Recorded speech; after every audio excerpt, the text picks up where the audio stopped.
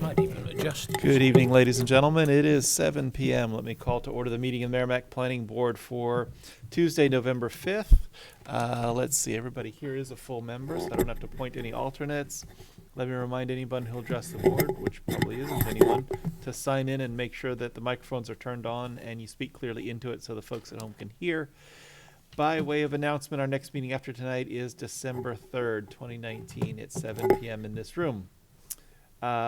Tim, you have any planning and zoning administrators report for us?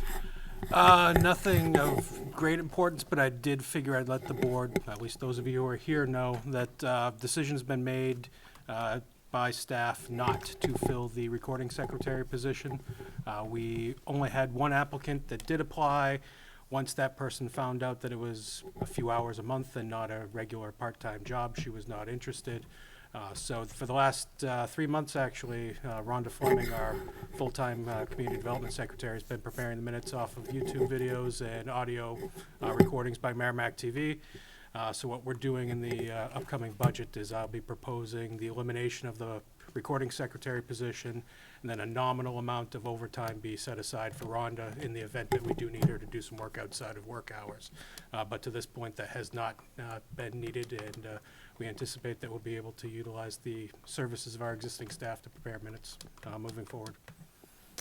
Thank you for that announcement. And since Rhonda will be trying to take the minutes of tonight by watching the YouTube video, my sympathies to you, Rhonda, for having to listen to this or any other of the planning and zoning administrative reports.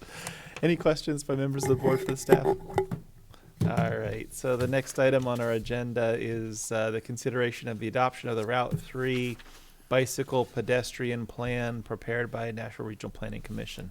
Tim, you want to introduce the item? Sure. There's a memo dated October 30th from myself and Planning and Zoning Administrator Robert Price, just kind of giving an outline and the overview of the process that's happened to this point.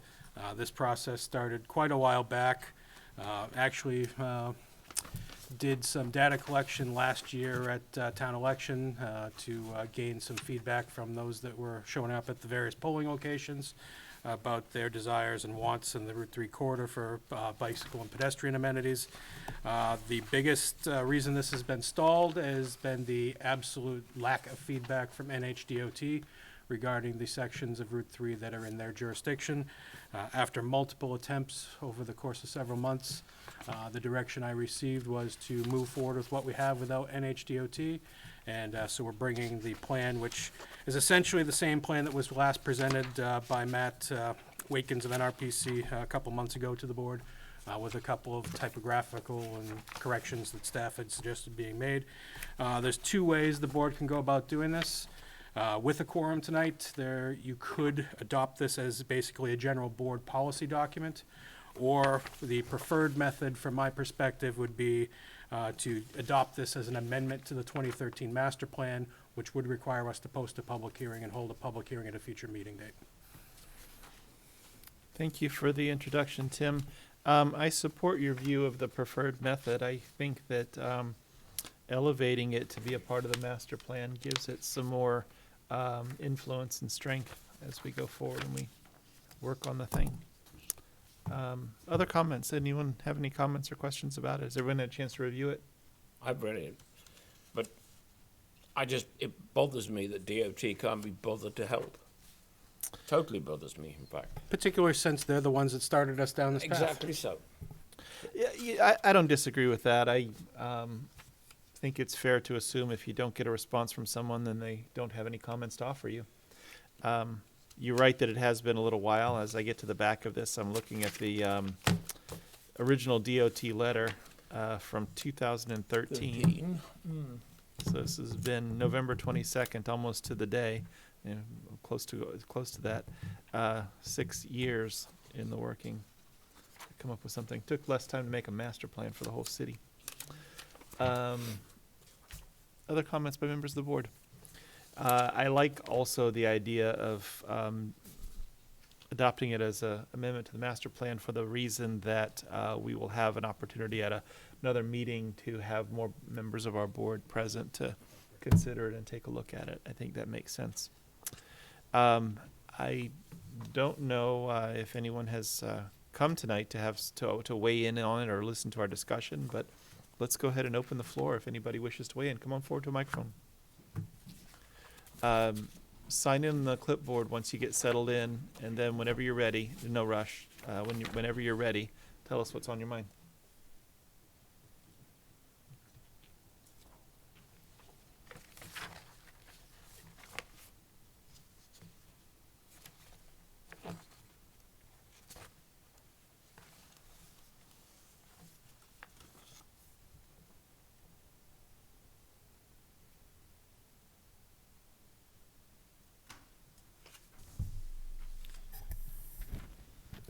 My name is Ben Niles, live at 11 Fernwood Drive. This is the first I'm hearing of it, but I have to confess I haven't had my eyes on everything that's going across the various boards in town. It's a major task if I try to be on top of everything that gets proposed across the entire town. Couple questions I have is, are we going to widen Route 3 for this bike path? No. I think it's a serious mistake. You're putting pedestrians, cyclists at risk and creating liabilities for the motorists. When you look at the traffic on Route 3 in the morning and evening rush hour, and the cars trying to make right and left-hand turns, I think you're asking for a disaster. And I think it's a big mistake, and it will even worsen the bad traffic we have in town now. And I urge you to give it very careful consideration. Just because Department of Transportation proposed it or the National Regional Planning Commission wants it, doesn't mean we got to do it. Well, I think we got to look at reality. There's only so much room on that road, and it's already overtaxed. And I, for one, can't support adding a bike lane to it. People should bike in their neighborhoods where it's safer and not in a high traffic corridor that's over congested. And those are my thoughts, gentlemen. Thank you very much for your testimony. I appreciate it. Any others?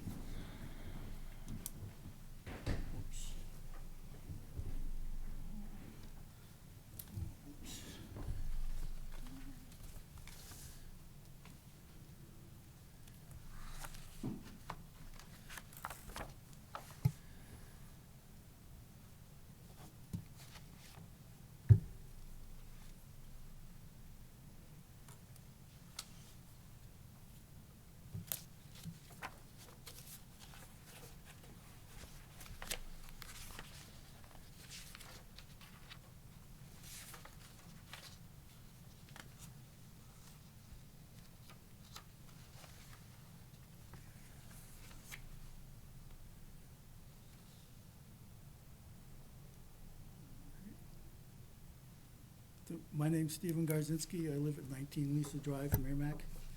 Thank you. And I'm 70 years old. I've been riding a bicycle for over 60 years, and I think bike paths are dangerous. They narrow the driving lanes. You're taking away the shoulder. Shoulders are there for a reason. It's a safe spot to pull over for a vehicle to pull over on the side of the road. If that shoulder isn't there, vehicles, I had a flat tire a while back. I had to drive over a half a mile in the dark at 3 miles an hour because there was no shoulder on the road. And it burned up my tire. But anyways, it's dangerous. It puts you in that driving lane. If a policeman stops you, you have to stop in the driving lane. There's no shoulder there. Something falls off a vehicle in front of you or something happens, braking isn't always the only thing to do. You pull over to the side. You can't swerve to the side. There's a curb there. You hit that curb, you're going the other way. It's going to throw you into oncoming traffic. Oncoming traffic, somebody has a flat tire, something comes off a vehicle, goes right in front of you, you can't swerve. There's nowhere to go. They're dangerous. In the wintertime, the plows hit the curbs, you get a narrower road, so what do? You have sidewalks, people want them plowed. You get a sidewalk plow out there. You're paying for that man to drive the sidewalk plow. He plows the sidewalk. Then the snow plow goes by on the street. Where's that snow go? It goes on the sidewalk. So then he's gotta go, the sidewalk plow has to go by again, because people are gonna say, oh, my kids can't walk on the sidewalk, it's not plowed. So the sidewalk plow goes out again. You know what happens? It's still snowing out. It's been snowing for 3 days. Guy goes by on the road, throws the snow back on the sidewalk. You're paying for that.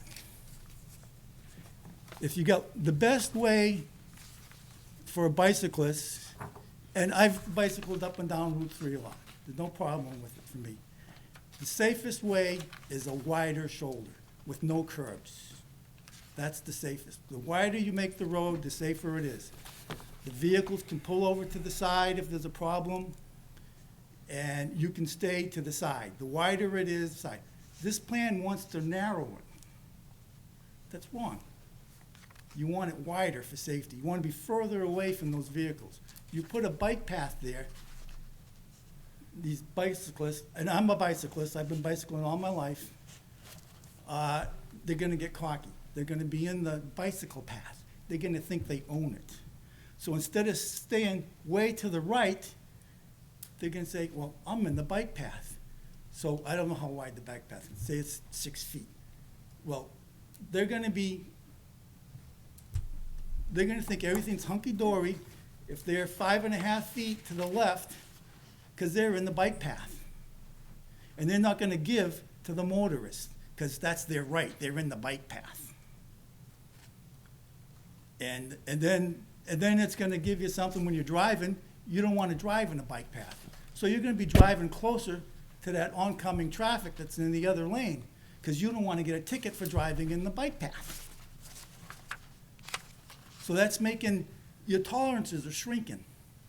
The whole thing is stupid. Bike paths are for people that spend other people's money. And how many bicycle, I didn't get to finish reading the report, but how many bicycle accidents have there been on Route 3? Cars hitting. I don't mean like a kid, like a 5-year-old coming out from the driveway or something like that. I mean like people riding their bicycles on Route 3. How many people have been hit by motor vehicles? And how many motor vehicles go by there in a year? I'm sure there's over 1 million. I don't know how many, but whatever. How many accidents have we had? Has that been taken into This is the consideration? opportunity for you to offer testimony for us.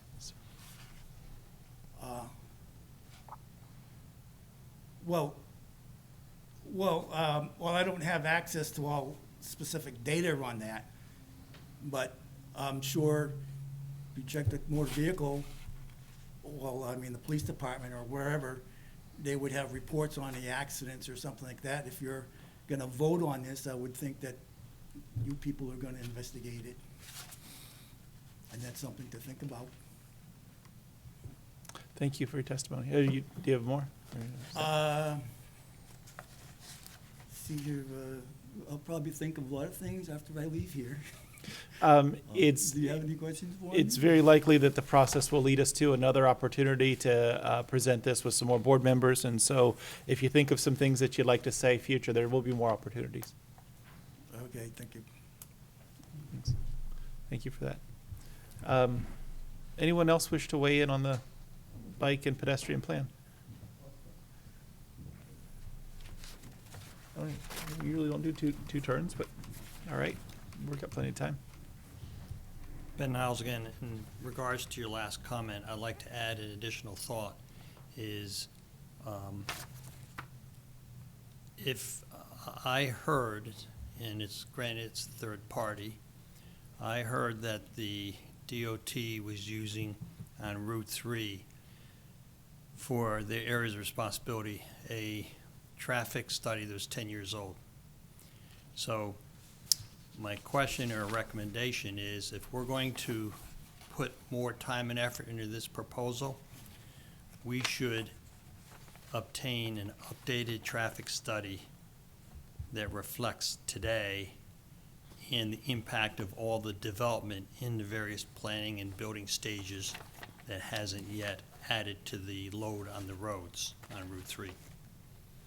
I think that's important. And then we can, look at it and compare it to, traffic counts in other places where it's been done successfully. The road width, how much is afforded the cars, how much the pedestrians, et cetera. That's my thought. Okay. Thank you. Thank you for your thought as well. Any other comments? Okay, we'll close the public hearing. It is, I think, the best proposal to look at putting it on the agenda for a formal public hearing at one of our future meetings. Do you think December is the right way to approach that, or with other things that are going on? I know that we've got some meetings that are going to have some We probably, capital improvement plans and that sort of thing. Usually is a December meeting. as of right now, the only thing I'm aware of is December 17th, we have the Crosswoods Path project. But other than that, I'm not aware of any other applications that have been submitted to this point.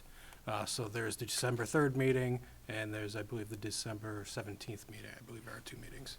Yeah, there are in two. I think December 3rd is fine if that works too. I think that's the least likely to get crowded because it's obviously the closest one. I won't be there that night. What's that? I won't be here that night. Who are we going to have? You Is would have December Robert and, 17th you would there? have Robert and Casey. They'll certainly be fine. Board members, what are your comments and thoughts? Well, could I, Mr. Chairman, first make a comment based on the gentleman's name, and I didn't catch it, and I apologise. I'm a bit hard of hearing sometimes. Have you read the report, or would it help you to read the report? First I saw it when Oh, okay.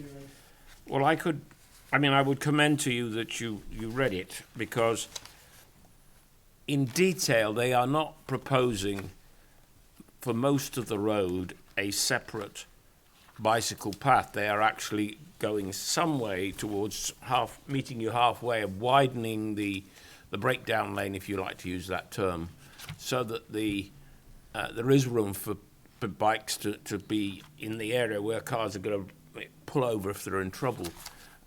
They certainly recognise that most of Daniel Webster Highway simply has not got the road width. Yes, they are suggesting that by increasing the width of that breakdown path, you are actually reducing the width of the road for vehicles. Call that a good idea or a bad idea, and I have my views on it. But there is, if you were to read the report in detail, and I'm not trying to burden you with it, but I commend you to, if you'd like to spend the time between now and December the 3rd, I think if you read it, you might be able to offer further constructive thoughts on based on what you've said, added to the detail. It does have, for example, the number of crashes involving bicyclists and pedestrians. There's a lot in there which would probably help actually build up on what you've said. So I'm only suggesting you might like to get a copy. If you want to, I'm sure we can arrange that. He has a copy. I gave him one this one. You'll get a copy. Read it and you'll actually understand. I agree with some of your criticisms. I mean, Daniel Webster Highway is very limited. I wish that we could bulldoze it and make an extra lane right through the whole town. And in fact, I worry even more because if you think as that they are going to widen the Everett Turnpike in the next how many years, during that widening process, I have a horrid feeling that Daniel Webster Highway will get stressed even more. But that's part of it. In answer to your comments, so there have been numerous traffic studies done along DW Highway for the various projects, the various developments that you can see in the Flatley development. They have done a lot of, and Crosswoods Path, each of these developments has done traffic studies.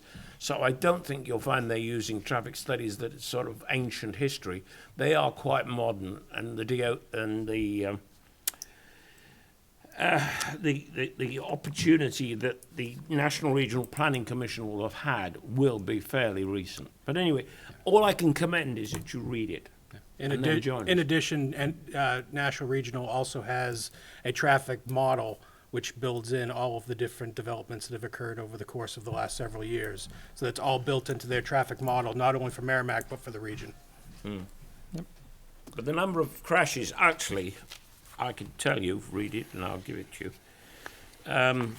There appear to have been, over a 15-year period, I've got it here, over a 15-year period, there have been, It's on page 6, Nelson. thank you, That guy's Alistair. there we go. Over the 15-year period, there have been 22 crashes involving bicycles or pedestrians that were reported, and I do emphasise the word reported. There were 20 injuries and no fatalities. Quite a few of those crashes occurred at intersections, which is, I concede, is one of the most difficult things, because you watch, and I'm not saying you do, watch people on bicycles when the traffic lights turn red. They don't actually think it applies to them. They just keep going. Anyway, please read the report. It does give you some extra insight on what they're talking about and how we might, and the word is might, be able to manage what they're proposing. The other key thing to remember about this is that it is a planning document. It's not something that has the force of an ordinance or a regulation. It makes recommendations that this board and the town council can consider as as opportunities go forward to work with the corridor and make improvements over the course of the next several years. And of course, the thing that worries me from looking at it is many of the recommendations, who's going to be the lead person is going to be, it says, keep saying New Hampshire DOT, which if we were relying on them to be the lead partner on the project, God help us. Anyway, there you are, sir. There's Thank a you, bit of Alistair. answers to you. Where do we find this information? Well, Take mine. It's on the website and linked in the agenda. take it. It's not something you're going to read in 5 minutes. And it's not bedtime reading either. You need to sit and think about it. But Excellent. okay, well there you go. All right. Other comments or questions by members of the board? Do we simply continue it, or do we actually have a There is motion no to put it need on for the any, agenda? this was simply a discussion. This wasn't actually a public hearing, so there's no action specifically needed. The direction I received is to post this for a public hearing and notice it for December 3rd. You got it. All right. Next item on our agenda is a workshop discussion for various potential zoning ordinance amendments, definitions, the non-conforming lots, signs, telecommunication towers. You want to lead us through that, Tim? Thank you, Mr. Chairman, members of the board. In your packet, you'll find a memo dated October 30th from myself and Planning and Zoning Administrator Robert Price. This is a compilation of efforts that we've made as staff to look at areas of the ordinance that have become clear over the last several years, that we have issues that need to be adjusted within the language of the zoning ordinance for clarification of enforcement administration, and also with regard to the telecommunication tower section.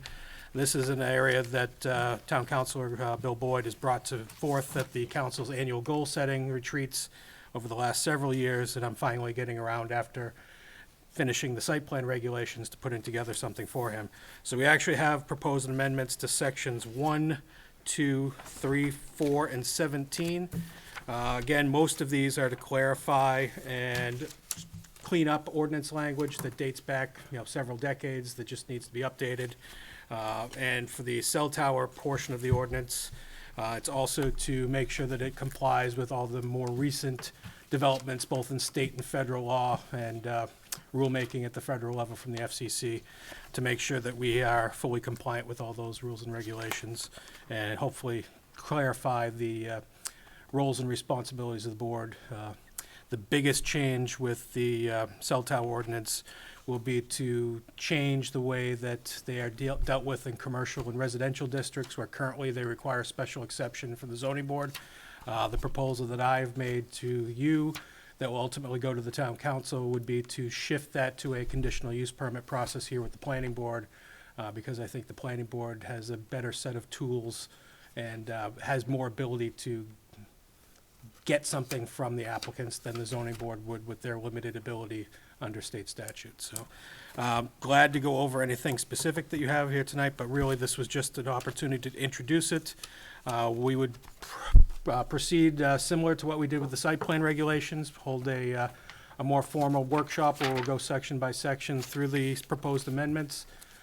We'd then hold a public hearing, and because this is a zoning amendment, we would then make, after the public hearing, a recommendation to the town council. They would hold their own public hearing and go through their process for the ultimate adoption of these changes, should they so choose. So that, in a nutshell, is what we're looking at with this, and I'll gladly answer any questions anybody has.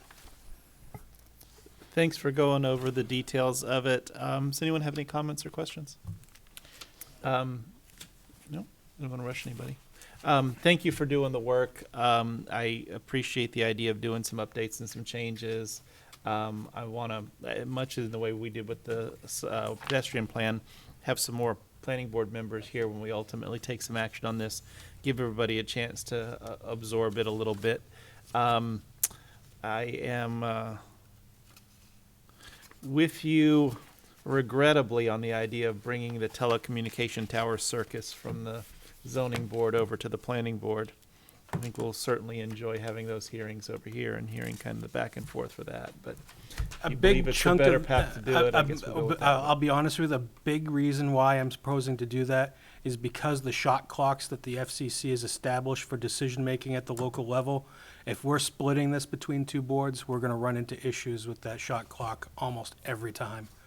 So by combining it where the conditional use permit and a site plan can be considered concurrently by the planning board, it gives us a little bit more time to work through some of those issues, whereas if we have to wait for a zoning board decision, the clock starts when the zoning board starts their process, leaving the planning board less time to work through their process. Understood.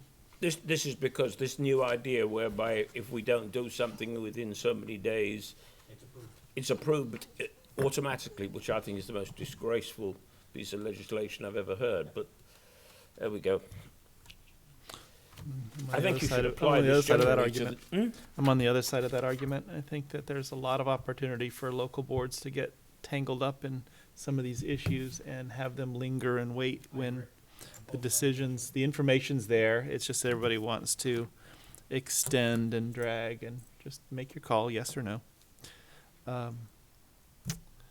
So we should, you think as early as December for this as well, or should we push this out a little bit further, or do a couple? There's no specific time frame on this. We don't want to let, I know there's several items in here that Robert, particularly in the sections other than the wireless, the cleaning up for things for enforcement purposes that we'd like to move forward as quickly as we can. So what I'd ask, and I will send out an email to the board members that aren't here tonight, if you have specific questions, comments, please send them to staff between now and I would say December 17th on this, so that I can make sure I'm at that meeting. Because of my familiarity with the cell tower portion of this. And then we do a workshop discussion then and schedule a public hearing in January with the planning board. Okay. That makes sense to do a workshop hearing and for you to be here for that to kind of go through it. And by workshop, I would mean like the PowerPoint where you're walking us Correct. through the sections and Yep. showing us what the objectives are for these kinds of Yes. changes and things. Yep. And if December 17th fits the schedule, It that's should right fine now. with me. Other comments or questions? Does that seem okay? Go for it. You like the approach, don't like the approach? Do we get to make a question or something, just on the cell tower thing, I have just 2 points on that. So, yeah, why not? You're here. We're here. Come on forward. Oh, okay. You can't do it from the- No, you have to sign in and. You've got to sign on the chart, and then Yeah. talk to us. Okay, Sir, could I ask you to bring the microphone towards you so that the citizens at home can actually hear it as well? yep. Thank you.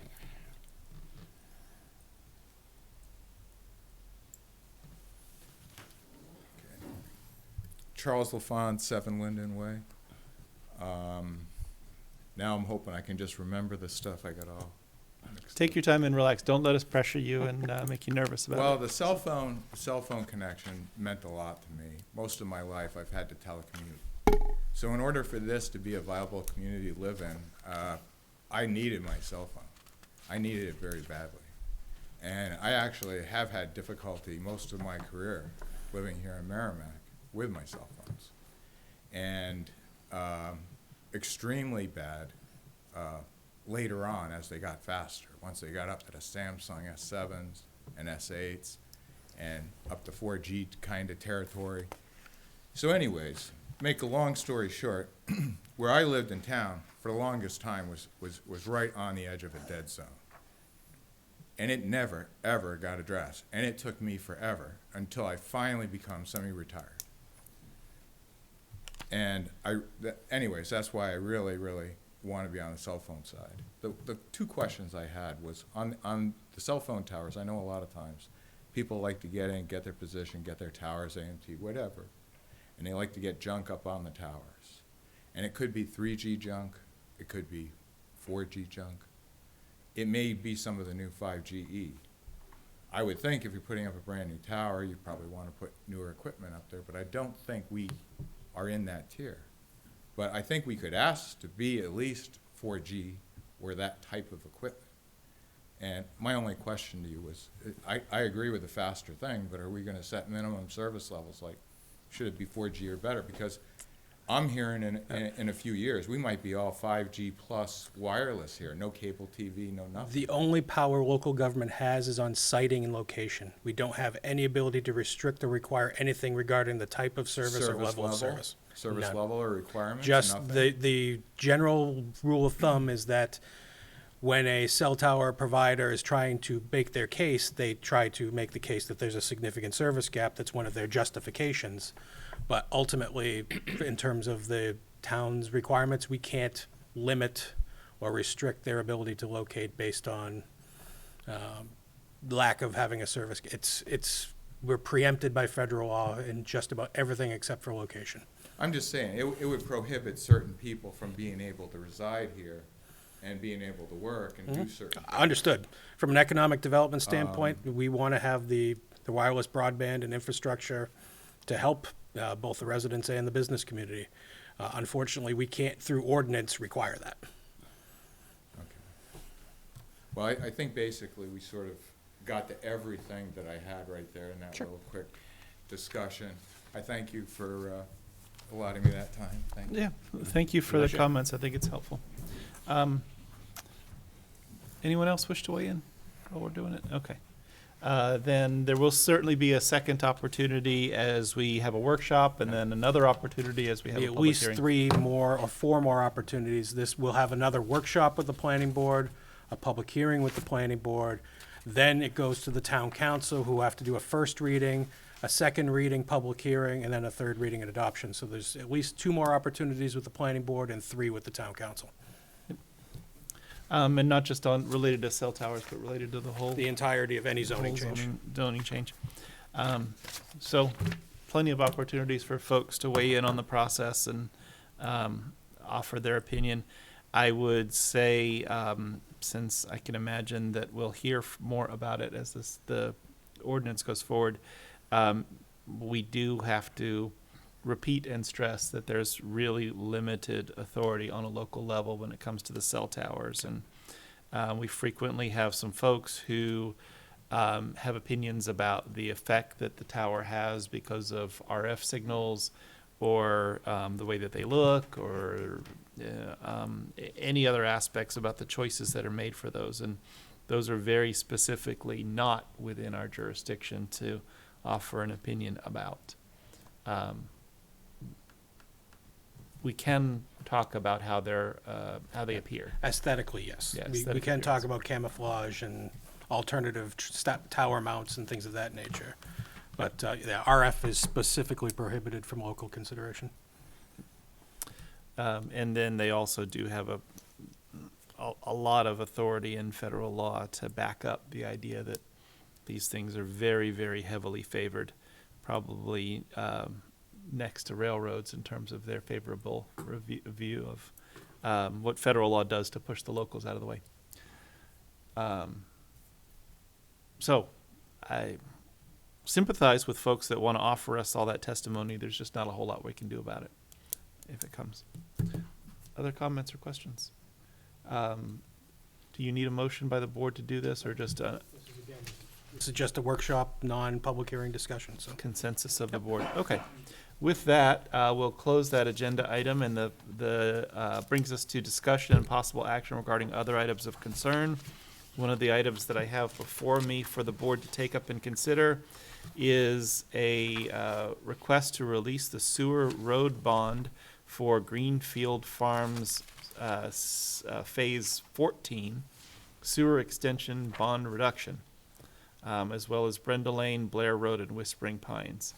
And I have a memo from our deputy town engineer, Don Tuamala, who offers up that they've received the letter from the applicant. The amount of the bond is currently $64,811.15. The planning board's previously approved an original bond estimate of $245,000, $242.09 for construction of the sewer extension to the proposed subdivision in Greenfield Farms 14. The planning board then reduced the bond to $64,811.15 on February 19th. The improvements scheduled in the approved plan set have been completed, and Public Works is now recommending the planning board grant the release of the bond. And the supporting letter from the applicant and their bank is all here attached. My only question, Tim, is this doesn't apparently require a maintenance bond? This does not. This is just for the sewer, not the road. Flat out release then? Correct. If we approve this. So we're being asked to release a $65,000 bond because the work has been done as represented by our town deputy engineer. Mr. Chairman, I make a motion that we, based on the information we've had from Don Tuamala, we should actually approve this release of this bond. Is there a second for Alistair's motion? Second by Paul. If there's no discussion, all in favor say aye. Aye. Any opposed? Any abstaining? That is unanimous, 4-0-0. And I think the first time in my tenure as chair of the board where the first thing we voted on for the day is in our other items of concern. Are there any other discussion items that the board would like to consider or discuss? Yes, I went to the land use conference. how was it? It was good. I walked away with a lot of information. It was good. I wanted to make a point that I went with Nelson. I don't know if he talked about it at the last meeting or not. But He didn't. I think the last meeting was before it. right before they talked some of the updates and the laws and whatnot. I took away from that.